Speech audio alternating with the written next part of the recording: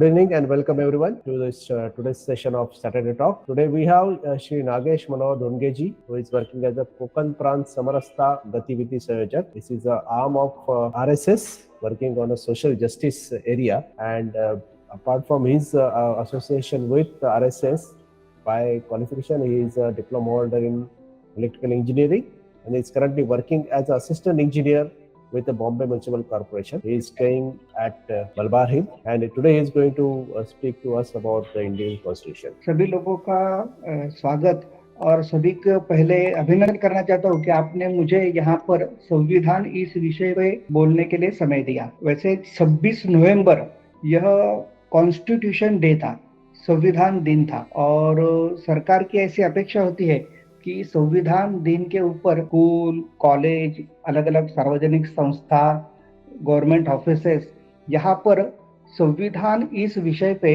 संविधान दिन मनाया जाए और संविधान के बारे में कुछ न कुछ डिस्कशन उस समय हो, ऐसे एक सरकार की अपेक्षा रहती है। और यह सब शुरू हुआ 2015 से। 2015 के पहले यह जो संविधान दिन था उसको विधि दिवस करके बोला जाता था, यानी विधि दिवस का कारण यह था कि 26 नवंबर 1949 को अपना कॉन्स्टिट्यूशन लिखने का काम पूरा हो गया। आपको पता होगा कि उसके पहले लगभग 2 साल 11 महीने 18 दिन उसके पहले 9 दिसंबर 1946 को यह कॉन्स्टिट्यूशन लिखने का काम शुरू हुआ था, और लगभग 3.25 साल काम करने के बाद 9 दिसंबर 1946 को अपना कॉन्स्टिट्यूशन बन के पूरा हो गया। और इस कॉन्स्टिट्यूशन के जो ड्राफ्टिंग कमेटी है उसके हेड थे डॉक्टर बाबा साहेब अम्बेडकर। उन्होंने यह सब लिखने का काम पूरा करके यह कॉन्स्टिट्यूशन की जो फर्स्ट कॉपी है वो इस दिन डॉक्टर राजेंद्र प्रसाद, जो हमारे कॉन्स्टिट्यूट असेंबली के अध्यक्ष थे, उनको सौंप दी थी। और इसके कारण इस डेट का एक बहुत बड़ा ऐतिहासिक महत्व है, क्योंकि उस दिन अपने कॉन्स्टिट्यूशन के 16 आर्टिकल्स लागू हुए थे। आर्टिकल 394 और उसको पकड़ के और भी 15 आर्टिकल, ऐसे 16 आर्टिकल उस दिन लागू हुए थे। इसका मतलब है आंशिक रूप से कॉन्स्टिट्यूशन उसी दिन लागू हुआ था, 26 नवंबर 1949। तभी यह जो इम्पोर्टेंट डेट है, उस इम्पोर्टेंट डेट का महत्व ध्यान में रखकर पहले इसको विधि दिवस करके मनाया जाता था। और यह विधि दिवस कौन मनाते थे? तो जजेस है, वकील है, ऐसे लोग मनाते थे। उसका कारण क्या हो गया? उसके कारण यह हो गया कि ये जो 26 नवंबर है यह कोई जजेस, वकील, उनका ही दिन है और बाकी सर्वसामान्य लोगों का उससे कुछ मतलब नहीं है, ऐसा एक भाव उसमें से उत्पन्न हो गया। और सर्वसामान्य जो जनता है वो इस कॉन्स्टिट्यूशन या विधि दिवस है उससे अलग ही रहती थी। तो इस वर्ष से संविधान दिन करके मनाएंगे। स्कूलों में, कॉलेज में, शासकीय कार्यालयों में, अलग प्राइवेट सेक्टर्स की जो कुछ मीटिंग्स वगैरह होती है उसमें सब में मनाना चाहिए। ऐसे अलग अलग जीआर भी गवर्नमेंट ने निकाले। तो हमको ध्यान में आता है कि 2015 के बाद संविधान के बारे में ऐसे सभी इंस्टीट्यूशंस में चर्चा होने लगी और संविधान दिन के कार्यक्रम वगैरह होने लगे। अभी एक बात आती है कि यह जो संविधान दिन है उसका इतना सच में महत्व है क्या, और उस संविधान के बारे में सच समाज में जाकर डिस्कशन करने की बात है क्या। तो हमको ध्यान में आता है कि भारत में अपने कॉन्स्टिट्यूशन के बारे में लिटरेसी रेट कितना है, यह अगर हम लोग देखेंगे तो अलग अलग ऑर्गेनाइजेशंस ने उसके बारे में थोड़ा स्टडी करने के बाद उनका कहना है कि भारत में अपने संविधान के बारे में साक्षर लोगों का प्रमाण ये केवल 5 से 10% इसके बीच में है, और बहुत कम ही लोग संविधान के बारे में जानते हैं। भारत में ऐसा होता है कि मैंने कहा कि हमारा यहाँ कॉन्स्टिट्यूशन के बारे में जानकारी रखने वाले 5 से 10% है। इसलिए क्या होता है कि हम किसी भी व्यक्ति को चुनकर लोकसभा में, राज्यसभा में या फिर विधानसभाओं में भेज देते हैं। हम उनका जब चुनाव होता है तो क्या देखते हैं कि वो मेरी जाति का है क्या, मेरे धर्म का है क्या, या फिर वो चुन के आ गया तो मुझे कुछ फायदा होगा क्या। हम यही क्राइटेरिया देखते हैं किसी को चुनाव में चुन के भेजने समय। कोई गांधीवादी है तो कोई यानी इंडस्ट्रियलिस्ट उसको सपोर्ट करने वाले हैं, कोई दलित संगठनों के अलग अलग लोग हैं, कोई अपने मुस्लिम्स के हितों की ही रक्षा करने का देखने वाले हैं। तो अभी ये जो सब ये आइडियोलॉजी के लोग हैं, ध्यान में आता है कि हमारे कॉन्स्टिट्यूशन के बारे में ठीक से जानकारी न होने के कारण ये जो नेशनल इंटीग्रिटी यानी सभी ने एक होकर देश चलाना चाहिए, उसमें हम लोग को थोड़ी गड़बड़ी होती दिखाई देती है। यानी अगर हम लोग हमारा कॉन्स्टिट्यूशन का प्रियम्बल पढ़ेंगे तो उस प्रियम्बल का पहला ही सेंटेंस है we the people of India, यानी हम सब भारत के नागरिक इस कॉन्स्टिट्यूशन को एक्सेप्ट करते हैं। यानी उसमें पहली ही लाइन अपने नेशनल इंटीग्रिटी के लिए है कि हम लोग सब एक है और एक होकर यह देश चलाते हैं। लेकिन क्या होता है कि हम उस संविधान के इस नेशनल इंटीग्रिटी के भाव को न समझने के कारण हमको बिखराव दिखाई देता है कि अलग अलग आइडियोलॉजी के लोग अलग अलग अपने अपने तरफ से देश चलाने की कोशिश करते हैं और फिर हमेशा झगड़ा, और जो देश एक गति से आगे बढ़ना चाहिए, यानी रेल की पटरी पे कोई ट्रेन जाती है तो जिस स्पीड से एक ही दिशा में वो अग्रसर होनी चाहिए वैसा होते हुए दिखाई नहीं देता है और उसमें अनेक बाधाएं आती हुई दिखाई देती है। हम लोग एक तभी होते हैं जब कोई राष्ट्रीय आपत्ति आती है, तभी हम सब एक होते हैं, और सर्वसामान्य दिनों में हम सब डिवाइड होते हैं। अब्राहम लिंकन का एक बहुत प्रसिद्ध वाक्य है, तो वाक्य ऐसा है, house divided against itself can not be stand. यानी कोई भी घर अपने अस्तित्व के बारे में अगर विभाजित रहेगा तो वो खड़ा नहीं हो सकता। आज भारत में ऐसा ही है कि अलग अलग आइडियोलॉजी के लोग अलग अलग तरीके से अपने देश के बारे में दिखते हैं और उसके कारण नेशनल इंटीग्रिटी का अभाव आता है और देश जिस गति से आगे जाना चाहिए वो होने में कठिनाई दिखाई देती है। हम लोग बोलते हैं कि भारत को एक सुपर पावर बनाना है, जैसे अमेरिका एक सुपर पावर है ऐसे भारत को बनाना है। लेकिन भारत सुपर पावर कब बनेगा? जब यह सभी अलग अलग विचारधाराओं के लोग देश के हित में एक साथ आएंगे, जैसे राष्ट्रीय मुद्दों के ऊपर एक साथ आएंगे, तभी यह संभव हो सकता है। और वह संभव तभी हो सकता है जब वो अपने कॉन्स्टिट्यूशन को ठीक से समझ सके और कॉन्स्टिट्यूशन के हिसाब से देश चलाने के लिए एक दूसरे का हाथ बटाए, यह तभी हो सकता है। तो ऐसे बहुत से ड्रॉबैक्स हैं, यानी कॉन्स्टिट्यूशन के बारे में लिटरेसी रेट कम होने के ऐसे बहुत सारे ड्रॉबैक हैं। और यही उद्देश्य रखकर 2015 में नरेंद्र मोदी सरकार ने यह घोषणा की थी कि ये जो कॉन्स्टिट्यूशन है इसके बारे में सब जगह चर्चा होनी चाहिए और उसके हिसाब से वही देश चलाने के लिए एक सक्सेसफुल बुक है, ऐसा उनका मानना है। तो अभी सच में यह कॉन्स्टिट्यूशन एक सक्सेसफुल बुक है क्या, ऐसा सवाल आता है कि सच में यह कॉन्स्टिट्यूशन ऐसा इतना इम्पोर्टेंट है क्या कि जिसकी चर्चा समाज में होनी चाहिए, समाज के सभी लोगों ने उसका आदर करना चाहिए, ऐसा उसकी कुछ सक्सेस स्टोरीज भी है क्या अपने कॉन्स्टिट्यूशन की? तो हमको ध्यान में आता है कि 1950 में 26 जनवरी 1950 में अपना कॉन्स्टिट्यूशन यानी पूर्ण रूप से लागू हो गया और तभी से लेकर अभी तक लगभग 72 साल हो गए हैं।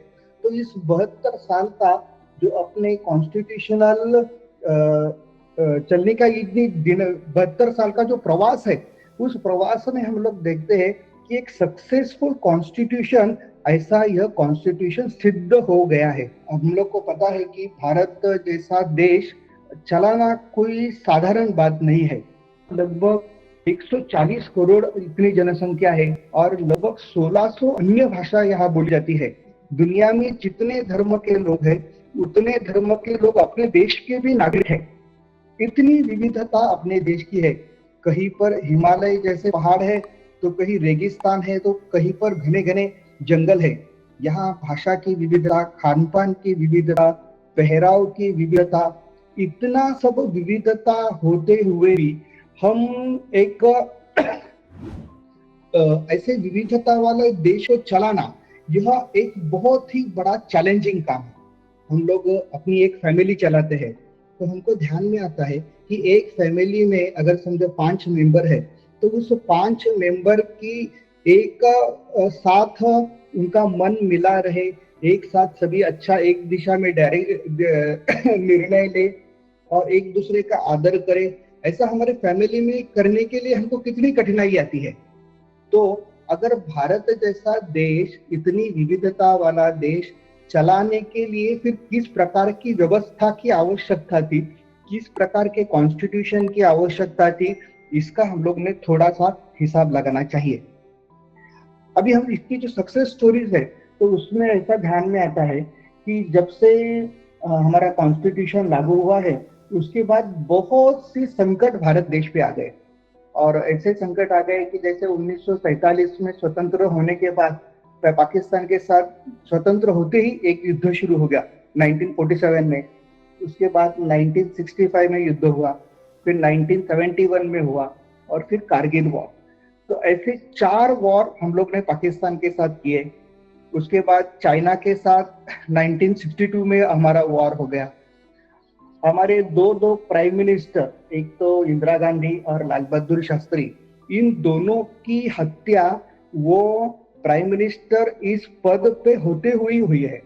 और तीसरी भी एक हुई है राजीव गांधी की, लेकिन उस वक्त तो समझो इलेक्शन चल रहा था। तो ऐसे प्राइम मिनिस्टर पद के 3 व्यक्तियों की हत्या वो पद पे होते हुए हो गई है। और हमको ध्यान में आता है कि किसी भी देश में उसी के प्राइम मिनिस्टर की हत्या होती है तो एक अराजकता का वातावरण हो जाता है। लेकिन हमारे यहाँ कोई ऐसा यानी बड़ा फेरबदल नहीं हुआ। हमने अपने कॉन्स्टिट्यूशन के हिसाब से वो जो कुछ सिचुएशन थी उस सिचुएशन को टैकल कर लिया, इलेक्शन हो गए, हमारा अगला प्राइम मिनिस्टर चुना गया और देश ठीक है एक लाइन में चलते रहा। यानी उसमें कुछ ज्यादा बड़ा गड़बड़ नहीं हुई। हमारे यहाँ अब तक कुछ राज्य ऐसे हैं कि वहाँ बड़े बड़े आंदोलन हो गए और वह राज्य हमारे देश से टूटेंगे क्या, ऐसी स्थिति आ गई। जैसे पंजाब है, पंजाब में खलिस्तान का आंदोलन चला कि हमको खलिस्तान करके एक अलग देश चाहिए और हम लोग को उसमें ऑपरेशन ब्लू स्टार करना पड़ा। और वो ब्लू स्टार करने के बाद वहाँ की सिचुएशन थोड़ी आज नॉर्मल है। यानी आज पंजाब भारत का एक अभिन्न अंग है। कश्मीर जैसा प्रांत था, वहां पर कुछ कारणवश हमको उनको 370 या 35A ऐसे कुछ आर्टिकल देने पड़े थे और कॉन्स्टिट्यूशन में ही उसको सुधारने की कुछ प्रावधान थे। तो उसके आधार पर हमने 370, 35A अभी 2 साल पहले उसको निकाल दिया और कश्मीर भी आज भारत का एक अभिन्न अंग है ऐसा हमने घोषित कर दिया। बीच में तमिलनाडु में भी भाषा के आधार पर हिंदी वर्सेस तमिल ऐसा एक बड़ा आंदोलन हो गया और भाषा के आधार पर तमिल कुछ अलग होता है क्या, ऐसी भी स्थिति निर्माण हो गई। तो उसमें भी हम लोग ने उसको भी ओवरटेक कर लिया। यह जो है सभी बातें वो अपने कॉन्स्टिट्यूशन को एक सक्सेसफुल कॉन्स्टिट्यूशन है देश चलाने के लिए। इसके पैमाने पर हम लोग देख सकते हैं देश चलाने के लिए जो जो भी कुछ आवश्यक चीजें हैं और सक्सेसफुली चलाने के लिए वह सभी हमारे कॉन्स्टिट्यूशन में है, उसको सभी लोग मानते हैं। इसलिए हमारा देश में कुछ बड़ा गड़बड़ी नहीं हो। जैसे हमारे बाजू का पाकिस्तान है, उसका भी बता देता हूँ कि हमारा कॉन्स्टिट्यूशन असेंबली और उनका कॉन्स्टिट्यूशन असेंबली दोनों के इलेक्शन एक ही वक्त हो गए। यानी 1946 के मई महीने में उनके इलेक्शन हो गए 1946 में, और उस इलेक्शन में सभी मेंबर्स वगैरह चुनकर आ गए। लेकिन आगे चल के हमारा कॉन्स्टिट्यूशन तो हम लोग ने 2 साल 11 महीने 18 दिन में पूरा कर लिया। लेकिन पाकिस्तान को उनका कॉन्स्टिट्यूशन बनाने के लिए लगभग 9 साल लगे। 1956 में जाके उनका कॉन्स्टिट्यूशन पूरा हो गया।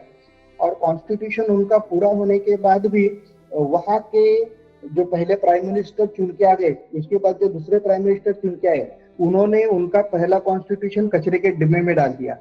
और अब तक उनके 3 अलग अलग वर्जन हो गए हैं कॉन्स्टिट्यूशन के।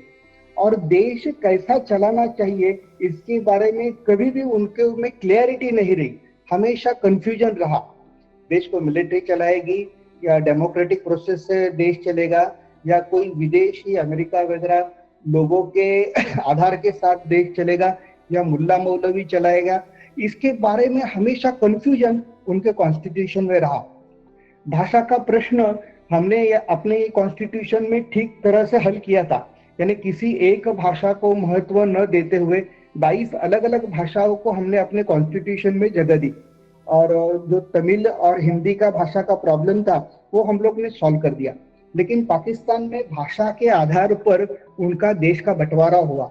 हमको पता है कि पहले पाकिस्तान, पूर्व पाकिस्तान, पश्चिम पाकिस्तान, ऐसे दो पाकिस्तान हुआ करते थे। जो आज बांग्लादेश है उसको पहले पूर्व पाकिस्तान कहा जाता था।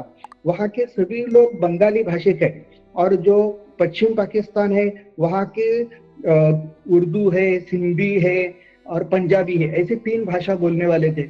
उन्होंने भाषा का प्रश्न उनके कॉन्स्टिट्यूशन में ठीक से सॉल्व नहीं किया। और जो बंगाली भाषिक पूर्व पाकिस्तान है उसके ऊपर भी उर्दू की सख्ती कर दी और उससे आंदोलन हो गए और 1971 का वॉर हो गया और पूर्व पाकिस्तान वो पाकिस्तान से जुड़ गया और फिर बांग्लादेश बना। यानी भाषा के आधार पर पाकिस्तान के 2 टुकड़े हो गए। हमारे यहाँ भाषा का प्रश्न हमने ठीक तरह से सॉल्व किया था, इसलिए हमारे यहाँ ऐसी गड़बड़ी नहीं हुई। पाकिस्तान के बारे में हम लोग देखेंगे तो हमको ध्यान में आता है कि कोई तो एक मिलिट्री हेड उठता है और किसी प्राइम मिनिस्टर को फांसी देता है या गोली मारता है और फिर खुद प्राइम मिनिस्टर बन जाता है। आज तक उनके यहाँ 2-3 प्राइम मिनिस्टर इसी प्रकार से किसी न किसी ने हत्या करके दूसरा कोई सक्सेसर उसका बना है। हमारे यहाँ ऐसा नहीं होता है।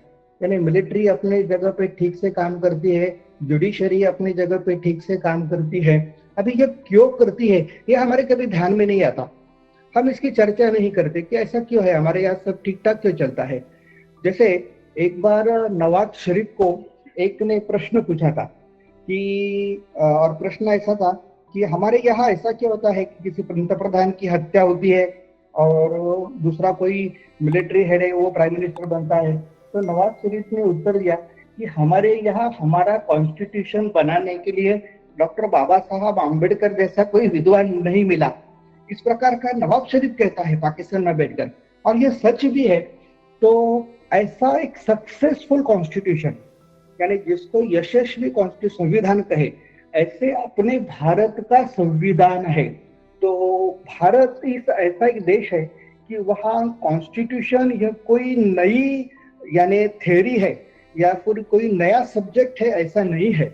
हमारे यहाँ प्राचीन काल से राजा के लिए अलग अलग यानी नियम बनाए गए थे। जैसे हमको मालूम है कि चाणक्य ने अर्थशास्त्र नाम का जो ग्रंथ लिखा था, ये जो चाणक्य का अर्थशास्त्र है वो क्या है, एक राजा ने एक देश को कैसे चलाना चाहिए उसका मार्गदर्शन, यानी वो अर्थशास्त्र है। यानी उसमें सभी प्रकार के अलग अलग कामों की चर्चा है, राजा के कर्तव्यों की चर्चा है, सेना पे कितना खर्चा करना चाहिए, ऐसे सभी बातों की चर्चा है। तो ऐसा है।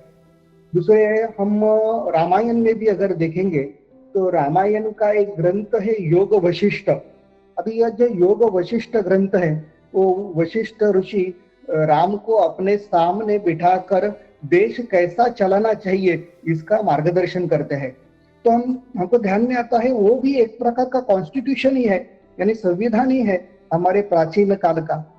हमारा जो मध्ययुगीन काल है 2500 साल वगैरह पहले, तो हमको देखने को मिलता है कि भारत में अलग अलग गणराज्य थे, लगभग 10-12 अलग अलग गणराज्य थे।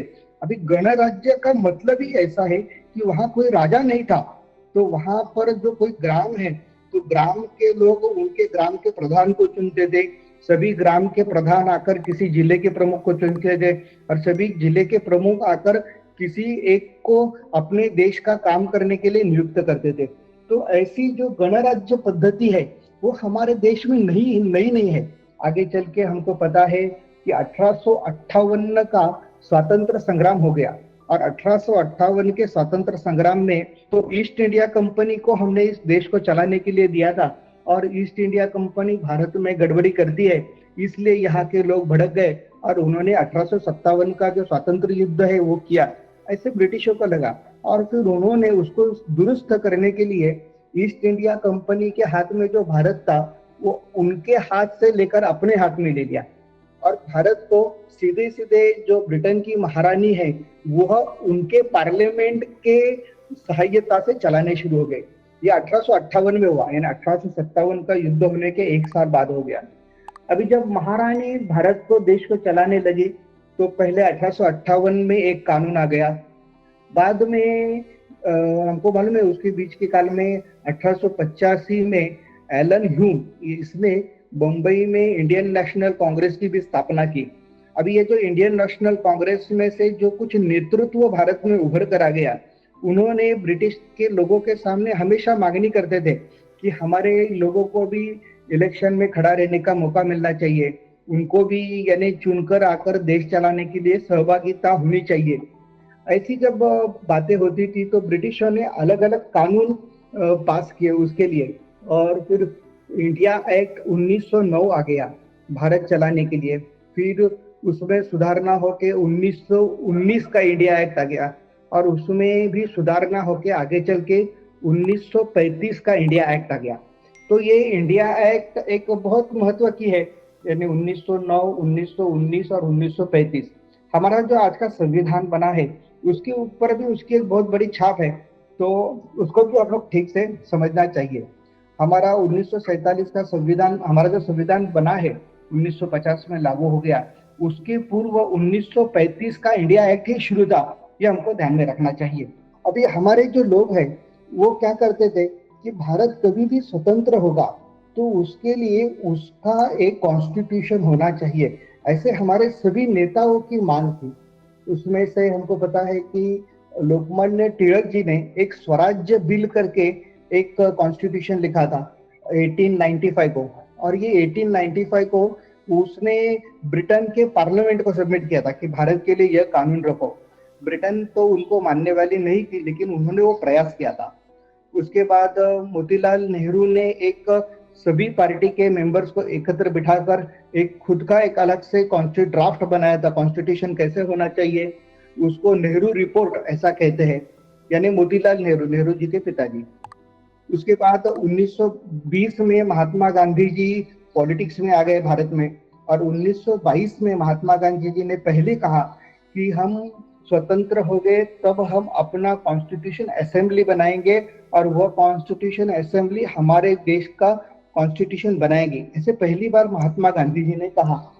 अब यह सब बातें चलती थी, उसके लिए आंदोलन होते थे, तो इसलिए जो अंग्रेज गवर्नमेंट है उनको, ब्रिटिशों को भी लगता था कि इनके लिए कुछ तो करना चाहिए करके, और आगे चल के फिर उन्होंने 1940 में एक प्रस्ताव दे दिया। उस वक्त लिनलिथगो करके गवर्नर थे, और लिनलिथगो ने महात्मा गांधी जी को एक कहा कि हम लोग आपको कॉन्स्टिट्यूशन असेंबली देते हैं, आप लोग अपना, यानी हम लोग सब मिलके अपने देश का कॉन्स्टिट्यूशन बनाएंगे। लेकिन लिनलिथगो ने उसमें कहा कि उसमें कुछ सदस्य भारतीय हो गए। अभी जब कुछ सदस्य भारतीय हो गए ऐसा उन्होंने कहा, तो उसका मतलब यह था कि मैक्सिमम सदस्य ब्रिटिश हो गए। तो इसलिए महात्मा गांधी जी ने वह जो प्रस्ताव है उसको यानी मंजूर नहीं किया कि हमको ऐसा कोई भी संविधान नहीं चाहिए कि जिसमें ज्यादातर अंग्रेज रहेंगे, क्योंकि अंग्रेज लोग क्या है, तो वो ब्रिटेन के पार्लियामेंट के हिसाब से भारत का कॉन्स्टिट्यूशन बनाएंगे। तो 1942 में क्रिस्टोफर क्रिप्स आ गए, और क्रिस्टोफर क्रिप्स ने गांधी जी के सामने एक प्रस्ताव दिया कि हम लोग आपको कॉन्स्टिट्यूशन असेंबली देते हैं। लेकिन वो उस वक्त क्या हुआ था, तो उस वक्त सेकेंड वर्ल्ड वॉर शुरू हो गया था, और उन्होंने कहा कि जब सेकेंड वर्ल्ड वॉर खत्म होगा उसके बाद हम आपको कॉन्स्टिट्यूशन असेंबली देंगे, तब तक भारत के सभी जो लोग हैं वह सेकेंड वर्ल्ड वॉर में हमारे इंग्लैंड को सपोर्ट करेंगे, मिलिट्री वगैरह सभी। तो गांधी जी ने उसको नकार दिया। उन्होंने कहा ये ब्लैंक चेक है, क्योंकि सेकेंड वर्ल्ड वॉर के बाद इंग्लैंड खुद बचेगा क्या नहीं ये इंग्लैंड को ही पता नहीं, क्योंकि उस वक्त ऐसा हो गया था कि हिटलर की जो सेना है वो एकदम स्ट्रांग में थी, और उन्होंने तब तक फ्रांस वगैरह को भी जीत लिया था, और इंग्लैंड एकदम हारने की कगार पे था। और इंग्लैंड हमको प्रस्ताव देता था कि हम लोग आपको यानी वॉर खत्म होने के बाद संविधान सभा देंगे। तो गांधी जी ने उसकी चेष्टा की, उन्होंने कहा कि ये ब्लैंक चेक है, यानी वर्ल्ड वॉर खत्म होने के बाद इंग्लैंड खुद बचेगा क्या नहीं ये इंग्लैंड को ही पता नहीं है। आगे चल के क्या होगा कि 1946 के आसपास सेकेंड वर्ल्ड वॉर खत्म हो गया, और इंग्लैंड में इलेक्शन हो गए, और वहां जो चर्चिल की सरकार है वो गिर गई, और एटली की वहां सरकार आ गई। अब ये जो सेकंड वर्ल्ड वॉर है, यह सेकंड वर्ल्ड वॉर में इंग्लैंड को जो वॉर जीतने में सबसे ज्यादा मदद भारतीय सेना ने की है, ये हमको ध्यान में रखना चाहिए। हमारे लाखों सैनिक वहां यूरोप में लड़ रहे थे, इसलिए इंग्लैंड को भी अभी महसूस होने लगा था कि भारत जैसे देश के ऊपर, जहां उनकी मिलिट्री लाखों में है, उसके ऊपर अभी हम लोग राज नहीं कर सकते, क्योंकि यह सभी मिलिट्री हमेशा हमारे लिए यानी विश्वसनीय रहेगी ऐसा नहीं है, ये कभी भी बदल सकते हैं। इसलिए हम इनको स्वतंत्रता देनी चाहिए है। तो एटली की जो सरकार थी, उसने उनके 3 मंत्री sir Patrick Lawrence, Christopher Cripps और एवी अलेक्जेंडर, ऐसे तीनों को भारत में भेज दिया गांधी जी और सभी के साथ चर्चा करने के लिए। अभी यह 3 सदस्यीय जो समिति भारत में आई थी, वही अपना कॉन्स्टिट्यूशन बनाने की शुरुआत है, हमको ध्यान में रखना चाहिए। ये तीनों ने भारत के सभी जो अलग अलग पार्टीज है उनसे चर्चा की, यानी कांग्रेस से, मुस्लिम लीग से, शेड्यूल कास्ट फेडरेशन से, कम्युनिस्टों से, सभी जो पार्टीज है भारत की, उन सभी से चर्चा की और उन्होंने तय किया कि वहाँ एक फॉर्मूला दिया उन्होंने सब चर्चा के बाद। और वो फॉर्मूला ऐसा था कि भारत में हम सभी मिलके 389 मेंबर की कॉन्स्टिट्यूशन असेंबली देंगे। और ये 389 मेंबर की जो कॉन्स्टिट्यूशन असेंबली है, यह कॉन्स्टिट्यूशन असेंबली कैसे बनेगी, तो जनवरी 1946 में भारत में जो अलग अलग राज्य है, उन राज्यों में इलेक्शन होंगे। अभी हमको उस जमाने का जो भारत है उसको भी ठीक से समझना पड़ेगा, आज के जैसा नहीं है। आज हमको मालूम है कि लगभग 28 राज्य है, 8 केंद्र शासित प्रदेश है। उस वक्त ऐसा था कि 11 राज्य थे, जैसे Bombay presidency, Madras presidency, Bengal presidency, Varad presidency, Sindh, Punjab, ऐसे अलग अलग 11 प्रांत थे और 4 केंद्र शासित प्रदेश थे ब्रिटिशों के, जैसे अजमेर, मेरवाड़ा, दिल्ली, कुर्ग, ऐसे बलूच, ऐसे 4 केंद्र शासित प्रदेश थे। और ब्रिटिशों का राज्य केवल 60% इंडिया पर ही था और 40% इंडिया जो है, भारत जो है, वह अलग अलग राजे रजवाड़े थे। वहाँ इलेक्शन वगैरह नहीं होते थे, वो 11 राज्यों से अलग थे। तो इस प्रकार की रचना थी। तो मुस्लिम लीग और कांग्रेस सबको मालूम था कि यहाँ जो चुन के आएंगे वही जाके अपना पहुंचाने वाले हैं। तो उन्होंने सभी ने जोर शोर से उस इलेक्शन में हिस्सा लिया था और उस इलेक्शन में रिजल्ट ऐसा आ गया कि 8 राज्यों में कांग्रेस की सरकार आ गई और 3 राज्यों में मुस्लिम लीग की सरकार आ गई। यानी बंगाल है या आज का सिंध है, वहां पर मुस्लिम लीग की सरकारें आ गई। तो यह जो पहला स्टेप था, यानी सभी विधानसभाओं की चुनाव, उसमें दूसरा स्टेप ऐसा था कि जो चुनकर आए हुए एमएलसी है, मेंबर ऑफ लेजिस्लेटिव असेंबली, वह अपने में से किसी विद्वान को कॉन्स्टिट्यूशन असेंबली मेंबर करके दिल्ली में भेजेगा और यह फिर पब्लिक इलेक्शन नहीं होगा। तो जो चुन के आए हुए मेंबर्स है वह मेंबर चुनेंगे। एग्जाम्पल अगर हम लोग देखेंगे तो बंगाल प्रेसिडेंसी में 250 एमएलसी है, तो वो 250 एमएलसी कुछ 10-12 लोग मिल, यानी 20-25 का एक ग्रुप मिलके किसी एक को चुनकर संविधान सभा पर भेजेंगे। इस प्रकार से वह इलेक्शन मई 1946 को हुआ। इस प्रकार से पूरे देश में से 389 मेंबर चुने गए संविधान सभा के लिए। अभी ये 389 मेंबर एक साथ चुने नहीं गए थे, कुछ 93 मेंबर्स तो राजे रजवाड़े भेजने वाले थे, तो बहुत सी ऐसी उसमें कठिनाई थी। ये जो राजे रजवाड़े थे उनका कहना अलग ही था। उनका कहना था कि हमारा जो एग्रीमेंट है वो ब्रिटेन गवर्नमेंट के साथ है और हमारा केवल यानी परराष्ट्र धोरण और संरक्षण, यह 2 बातें अंग्रेजों के पास है, बाकी हम सब स्वतंत्र है।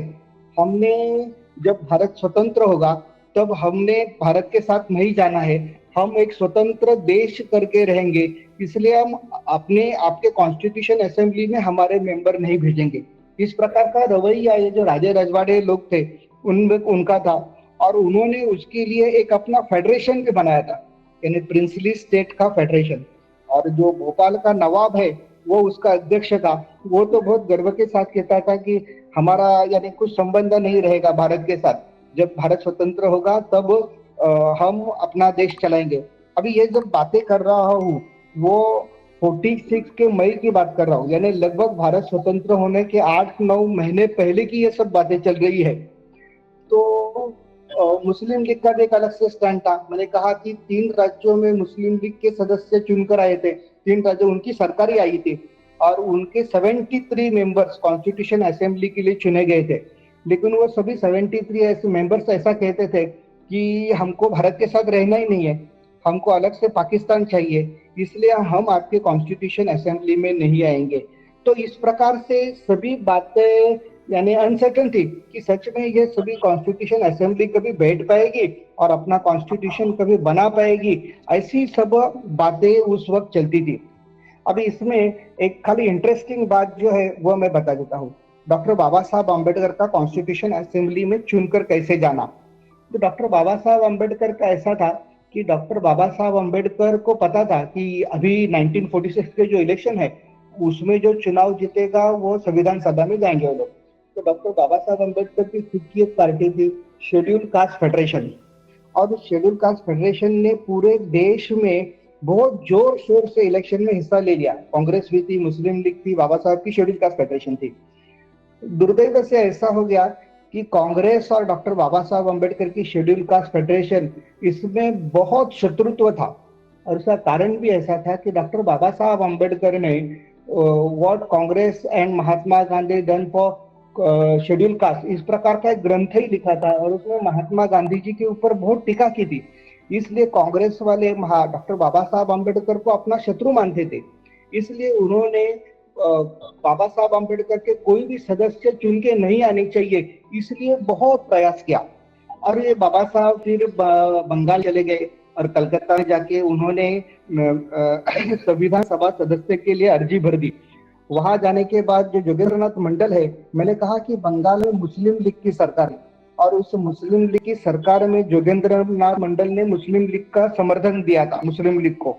तो जोगेंद्रनाथ मंडल ने क्या किया, वहां पर बहुत से कांग्रेस के मेंबर्स जो शेड्यूल कास्ट समाज की रिजर्व सीट से चुनकर आए थे, उनको उन्होंने कहना शुरू कर दिया कि डॉक्टर बाबा साहब की मेहरबानी के कारण आपको कांग्रेस ने इस 30 सीट से चुनाव जीतने के लिए मौका दिया और आप चुनकर आए हैं।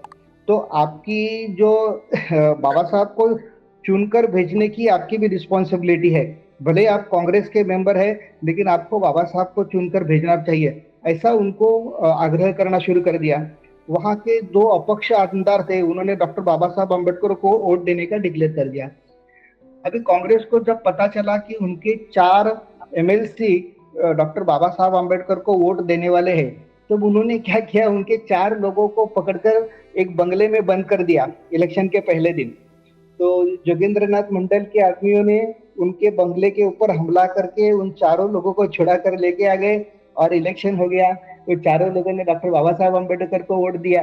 तो इस प्रकार की सभी गड़बड़ी उस वक्त हो गई थी। मैंने आज भी होता है ऐसा, यानी किसी के एमएलए को भगाओ वगैरह, तो उस वक्त भी हुआ था। ऐसे doctor Baba Saheb Ambedkar 7 member of legislative assembly के लोगों का वोट पाकर बंगाल में जयसूल पुलना नाम का शहर है, वहां से संविधान सभा के सदस्य करके चुनकर आते थे। तो एक इंटरेस्टिंग पार्ट है ये भी समझने के लिए कि उस वक्त का वातावरण क्या था, देश कैसे चलता था, ये हमको जानकारी होनी चाहिए। अभी 9 दिसंबर 1946 को हमारे लोगों ने सोचा कि हम लोग संविधान सभा का पहला सत्र बुलाते हैं और कॉन्स्टिट्यूशन लिखना शुरू कर देते हैं। तब तक कुछ भी निश्चित नहीं था, यानी मुस्लिम लीग ने तो बहिष्कार किया था 73 मेंबर्स ने, और 93 मेंबर्स राजे रजवाड़े वो भी नहीं आना चाहते थे। फिर भी हम लोग ने 9 दिसंबर को सभी को एकत्र बुलाया और उसमें पहली संविधान सभा में 207 सदस्य पहले दिन आए थे, जहां का जो टोटल वॉल्यूम 389 है, लेकिन उसमें से 207 सदस्य पहले दिन आए थे। और पहले दिन हमने क्या किया, तो अस्थायी अध्यक्ष करके सच्चिदानंद सिन्हा, यह बुजुर्ग ऐसे कांग्रेसी नेता थे, उनको संविधान सभा का अध्यक्ष करके चुन लिया। अभी यह सच्चिदानंद सिन्हा यानी सबसे बुजुर्ग व्यक्ति थे उस संविधान सभा में, और जिन्होंने लोकमान्य तिलक जी के साथ काम किया था, ऐसे व्यक्ति थे। बाद में 2 दिन बाद जो स्थायी अध्यक्ष है उसके लिए चुनाव हो गया और बिहार से आने वाले डॉक्टर राजेंद्र प्रसाद को हमने संविधान सभा का अध्यक्ष करके चुना।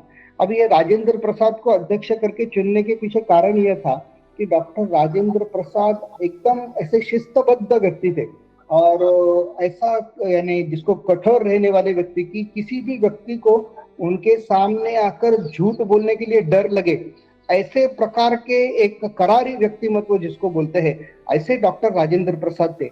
ऐसे व्यक्ति को हमने संविधान सभा का अध्यक्ष करके चुन लिया क्योंकि ऐसा व्यक्ति ऐसी सभा चलाने के लिए योग्य है, ऐसा सभी को लगा। फिर उनका चुनाव हो गया। बाद में 13 दिसंबर 1946 को पंडित जवाहरलाल नेहरू ने इस सभा के सामने एक प्रस्ताव रखा, यानी हमको क्या करना है, इस प्रकार का प्रस्ताव रखा, उद्देश्य प्रस्ताव उसको बोलते हैं। और उस उद्देश्य प्रस्ताव में उन्होंने कहा कि हम लोग अभी स्वतंत्र होने जा रहे हैं। 2 महीने बाद उस उद्देश्य प्रस्ताव के ऊपर वोटिंग हो गया।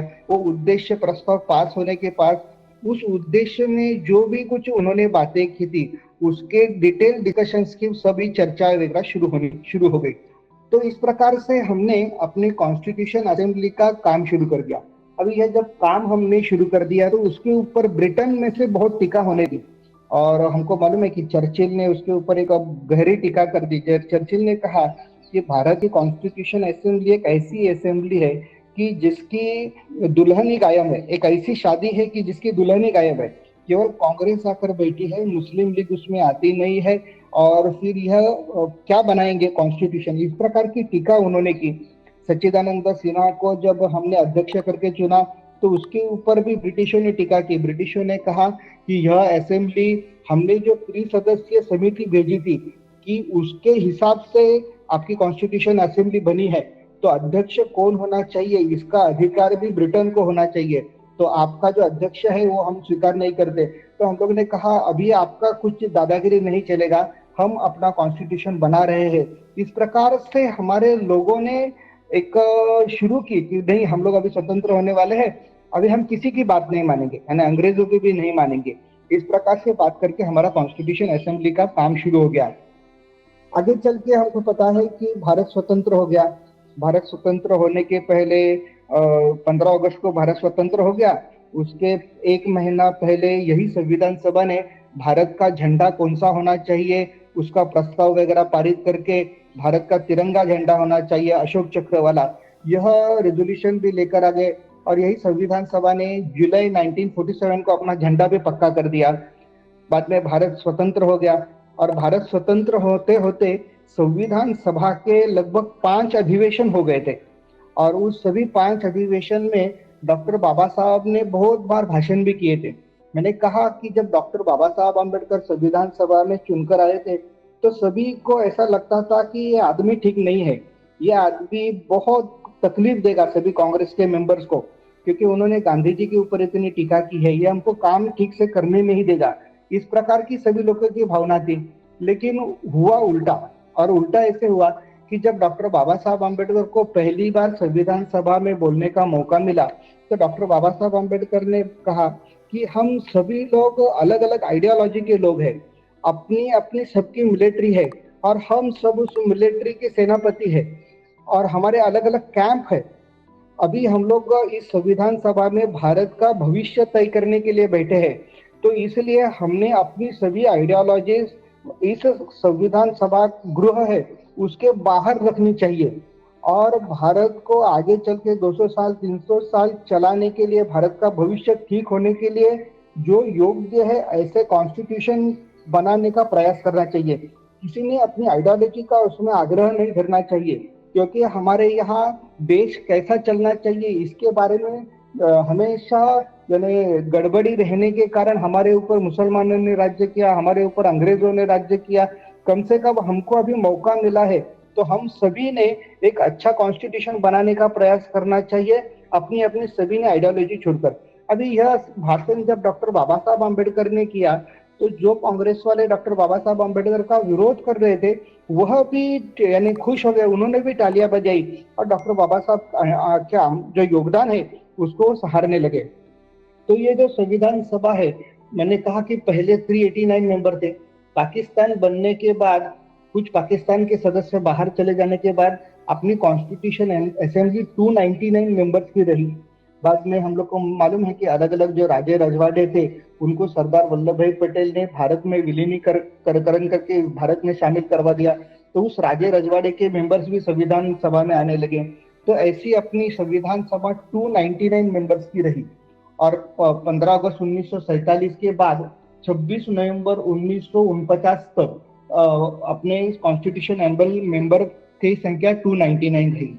अभी अलग अलग डिबेट्स और यह सब उस आगे की सभी अधिवेशनों में हुआ है। अभी सभी डिबेट्स में जाने की आवश्यकता नहीं है, बहुत समय लगेगा। केवल 2-3 महत्व की डिबेट्स मैं बताता हूँ, यानी जिसके कारण हम बच गए इसके लिए मैं बताता हूँ।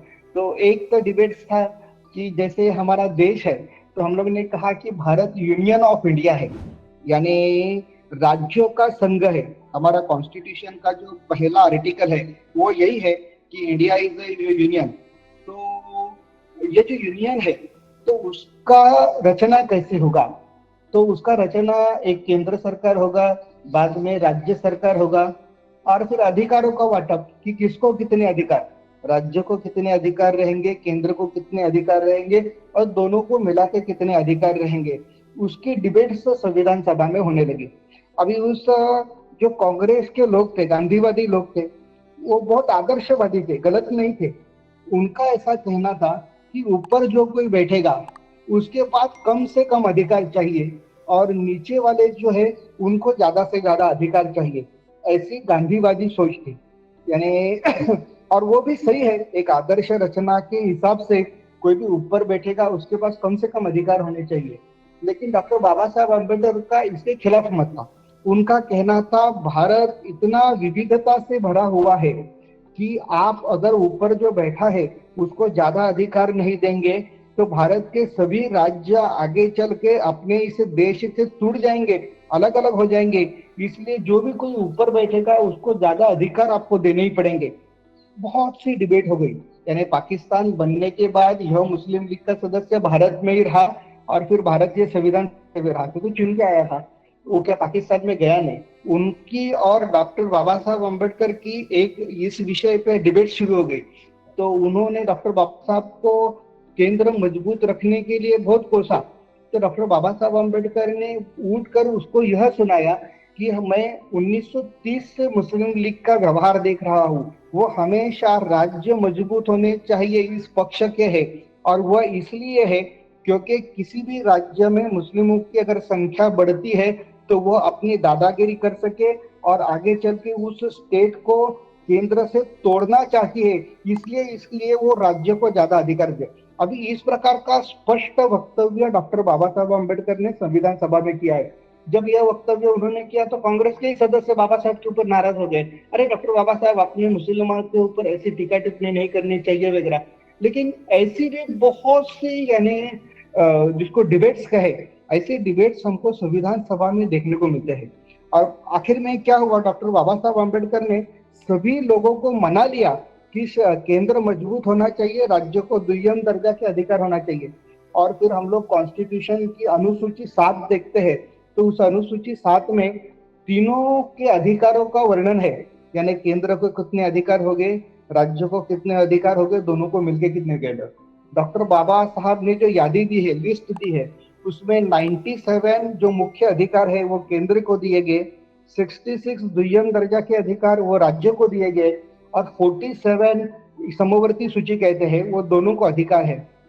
अगर आप सोचो डॉक्टर बाबा साहब अम्बेडकर जैसा टैलेंटेड विद्वान, इस देश को ठीक से समझने वाला आदमी अगर उस जगह पर नहीं रहता और आदर्श गांधीवादी विचार के हिसाब से कॉन्स्टिट्यूशन बनता, राज्य अगर मजबूत होते और केंद्र कमजोर रहता, तो क्या कश्मीर जैसा स्टेट भारत के साथ आज जुड़ा रहता था, या फिर पंजाब जैसा स्टेट भारत के साथ जुड़ा रहता था, या फिर तमिलनाडु जैसा स्टेट भारत के साथ जुड़ा रहता था क्या? यह सभी लोग अपने अपने अधिकारों की बात कर इस स्टेट्स को देश से तोड़ सकते थे। तो इस प्रकार हम लोग ऐसे विद्वान लोगों के कारण बच गए हैं, ऐसा हमको ध्यान में आता है। एक छोटा सा उदाहरण देता हूँ। जैसे हमारा देश, मैंने कहा यूनियन ऑफ इंडिया है, अमेरिका जो है वो यूनाइटेड स्टेट ऑफ अमेरिका है। भारत में हम जो राज्य है उनकी केंद्र के साथ कोई एग्रीमेंट नहीं है। तो भारत ने अपनी सुविधा के लिए राज्य की निर्मित की है।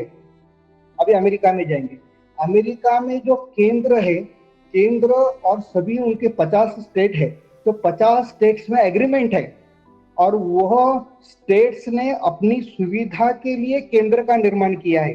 भारत में उल्टा है, केंद्र ने अपनी सुविधा के लिए राज्य का निर्माण किया है। भारत में भारत का प्राइम मिनिस्टर एक ही घोषणा में पूरे भारत में लॉकडाउन लगा सकता है, जैसे नरेंद्र मोदी ने किया। एक ही स्टेट, एक ही जीआर निकाल के पूरे देश भर में उन्होंने लॉकडाउन डिक्लेयर किया। अमेरिका के प्रेसिडेंट ने ऐसा करना चाहा तो वहां के स्टेट्स ने उसको विरोध किया। उनका कहता था कि ये करने का आपको अधिकार नहीं है। हमारे जो 50 स्टेट है, 50 स्टेट के अलग अलग कॉन्स्टिट्यूशन है, हम अपने अपने कॉन्स्टिट्यूशन में करना चाहिए क्या नहीं करना चाहिए देखेंगे और बाद में हम हमारे स्टेट में करेंगे, आपने नहीं करना। तो इस प्रकार से वहाँ उनके जो 50 स्टेट है, 50 स्टेट के 50 अलग अलग कॉन्स्टिट्यूशन है, उनके सेंटर का अलग कॉन्स्टिट्यूशन है। भारत में ऐसा नहीं है, भारत में स्टेट का सेंटर का मिला के एक ही कॉन्स्टिट्यूशन है। ये दो फर्क है यूनियन ऑफ इंडिया और यूनाइटेड स्टेट ऑफ अमेरिका, इस दो शब्द में। अभी हम उसके फायदे हमको मिलते हैं, यूनियन ऑफ इंडिया होने के कारण उसके फायदे मिलते हैं। यूनाइटेड स्टेट ऑफ अमेरिका के कारण उनको हमेशा डर रहता है कि कोई स्टेट नाराज न हो, हमसे टूटे नहीं। हमारे यहाँ ऐसा नहीं है, कोई भी स्टेट नाराज भी हो गया तो केंद्र उसमें हस्तक्षेप कर सकता है। तो बाबू जगजीवन राम नाम का एक शेड्यूल कास्ट के मेंबर्स थे, वो शेड्यूल कास्ट के मेंबर्स चुनकर आए और वो गांधी जी का आशीर्वाद लेने के लिए गांधी जी के आश्रम में गए। अभी उस वक्त गांधी जी सभी कांग्रेस वालों से बहुत नाराज हो गए थे, क्योंकि गांधी जी की इच्छा नहीं थी कि सभी ने जो अंतरिम सरकार बनी थी 1946 में जून में, उस 1946 के जो उसमें जाना नहीं चाहिए, ऐसा गांधी जी का मत था। और जवाहरलाल नेहरू ने प्राइम मिनिस्टरशिप नहीं लेनी चाहिए, ऐसा गांधी जी का मत था। लेकिन किसी गांधी जी को न मानते हुए उन सभी ने मिलकर सरकार बनाई थी। तो गांधी जी नाराज थे, इसलिए गांधी जी ने कांग्रेस को छोड़ दिया था और वो अपने आश्रम में ही रहते थे। तो बाबू जगजीवन राम गांधी जी का आशीर्वाद लेने के लिए गांधी जी के आश्रम में आ गया। गांधी जी को उन्होंने प्रश्न पूछा, बापू जी अभी संविधान सभा के लिए मेरा चुनाव हुआ है, तो आप जरा मार्गदर्शन करो कि हम किस प्रकार का संविधान बनाए। तो गांधी जी ने उनको कहा, देख बाबू, एक काम करना, अपनी आंखें बंद करना और आंखें बंद करके अपने आंखों के सामने तुमने अपने जिंदगी में जो सबसे पददलित व्यक्ति देखा है कि जिसको जीवन में करने जैसा कुछ भी नहीं है, ऐसा आपको लगता है, उसको अपने आंखों के सामने लेके आओ। और फिर जब कभी संविधान सभा में किसी आर्टिकल के ऊपर जब चर्चा करोगे, तब ऐसा सोचो कि मैं जिस आर्टिकल को आज पास करने वाला हूँ, वह आर्टिकल के कारण यह जो पददलित व्यक्ति है उसके जीवन में कुछ बदलाव होगा क्या, वो उठकर खड़ा हो सकता है क्या, कुछ कदम चल सकता है क्या, ऐसा विचार करना। और ऐसा अगर आपको लगा कि उसके जीवन में बदलाव हो सकता है, तो ऐसे ही जो संविधान सभा, ऐसा ही जो आर्टिकल है, वो आर्टिकल तुम एक्सेप्ट करना, नहीं तो उसको कचरे के डब्बे में फेंक देना।